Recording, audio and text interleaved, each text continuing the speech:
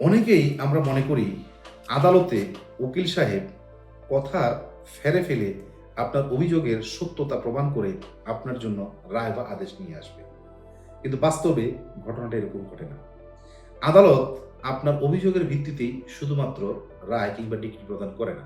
সেই জন্য খুব বেশি জরুরি হচ্ছে প্রমাণাদি বা দালিলিক প্রমাণ, যেটা আপনার মামলা জেতার জন্য বা আপনার অভিযোগ প্রমাণ করার জন্য খুবই গুরুত্বপূর্ণ। প্রথমেই আসা যাক, কি কি প্রমাণ আপনার জন্য সবচেয়ে বেশি গুরুত্ব রাখে।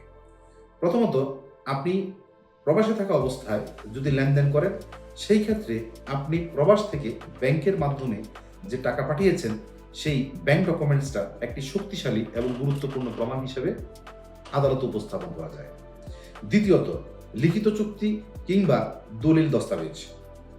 যে কোনো বিনিয়োগ, জমি বা সম্পত্তি সংক্রান্ত লিখিত চুক্তি, রেজিস্টার্ড দলিল কিংবা অন্যান্য প্রাসঙ্গিক নথি আদালতে গুরুত্বপূর্ণ প্রমাণ হিসেবে বিবেচিত হতে পারে।